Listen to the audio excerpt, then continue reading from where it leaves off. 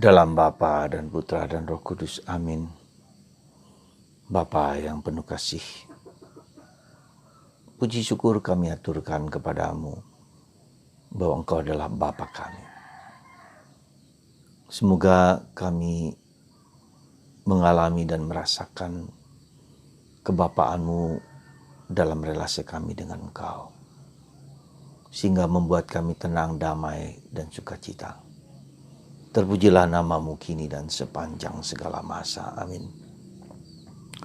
Saudaraku terkasih, apa rahasianya bahwa orang itu dapat damai, dapat tenang, dapat sukacita? Rahasianya adalah karena dia mengalami Tuhan sebagai Bapa. Tuhan sebagai Bapa seperti yang dilukiskan dalam bacaan Injil hari ini. Jangan gelisah hatimu, karena Bapa menyediakan tempat bagimu. Dan Bapa akan datang kembali dan membawa kita ke tempat di mana putranya berasal dan berada. Sabda Yesus ini menurut saya suatu jawaban atas ketakutan, kecemasan, kerinduan hati kita akan kedamaian, akan ketenangan. Mengapa kita tidak damai? Karena kita tidak mengalami Tuhan sebagai Bapa yang care, yang peduli. Dan itu bukan hanya akhir hidup kita katakanlah Tuhan membawa kita, Bapa membawa kita ke tempat di mana putranya berada. Tapi lebih daripada itu, dalam Injil Matius dikatakan apa yang kau minta atau apa yang kalau anak meminta seekor telur atau sebuah telur, pasti Bapa tidak akan memberikan ular kepada anak. Betapa murah hatinya. Dan Tuhan itu menyelenggarakan hidup kita itu dengan baik. Jadi penyelenggaraan ilahi, percaya kepada penyelenggaraan ilahi. Allah pasti punya maksud baik terhadap segala sesuatu yang kita alami, yang kita rasakan, yang kita perbuat setiap hari, setiap waktu. Bahkan ketika mungkin dalam perjalanan hidup kita, dalam situasi hidup kita, nampaknya buruk. Tetapi di dalam situasi seperti itu pasti ada sesuatu maksud yang Tuhan rencanakan kepada kita. Dan inilah yang kita sebut dengan Providentia Dei, penyelenggaraan ilahi. Jadi percaya kepada Bapa, Allah sebagai Bapa, itu percaya kepada penyelenggaraan ilahi. Ya. Apa yang kita alami, apa yang kita rasakan, apa yang kita yang mungkin kita merasa menderita, yang kita merasakan sakit segala macam. Ada unsur kebaikan, ada unsur cinta kasih, ada unsur Tuhan menyelenggarakan sesuatu yang jauh lebih indah lewat peristiwa-peristiwa yang mungkin menyakitkan hidup kita. Jadi saudaraku terkasih dalam Kristus, kita bersyukur bahwa Yesus mengajarkan kepada kita doa Bapa kami. Doa yang luar biasa, yang menjadi kunci inti dari relasi kita dengan Allah.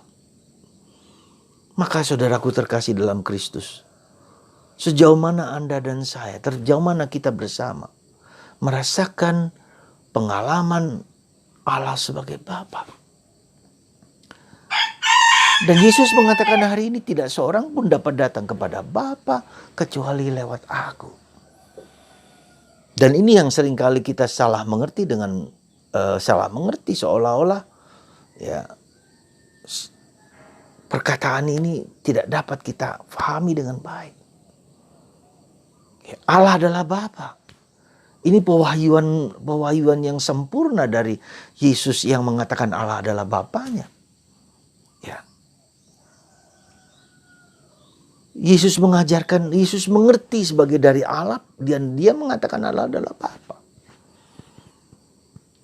Ini nih saudaraku terkasih, ini suatu pewahyuan yang luar biasa bagi kita. Dan kapan kita mengalami itu, maka kita menjadi tenang, damai, tentram, bahagia. Sungguh saudaraku, ini rahasia hidup kita. Selama kita belum sampai kepada pemahaman dan pengalaman seperti ini, maka kita akan gelisah, kita akan takut, kita akan cemas. Kita tidak tahu pasti akan apa ada keselamatan itu. Kita tidak mengerti dengan tepat. Tapi ketika kita mengalami, tahu bahwa Tuhan memberikan tempat bagi kita, bagiku, dan segala yang terjadi dalam hidupku itu adalah suatu penyelenggaraan ilahi, providentia Dei. Tuhan bermaksud mengizinkan penderitaan terjadi untuk sesuatu yang lebih indah, lebih baik, lebih mulia, lebih dahsyat. Seperti itu. Maka mari saudaraku terkasih, semoga Anda, saya, dan kita semua dapat merasakan dan mengalami Allah adalah Bapa. Betapa indah, betapa dahsyat, betapa mengagumkan. Allah adalah Bapa. Semoga Anda dan saya dan kita semua berkembang dan bertumbuh akan pengalaman Allah sebagai Bapa. Dan untuk sampai kepada Bapa, kita hanya lewat Yesus.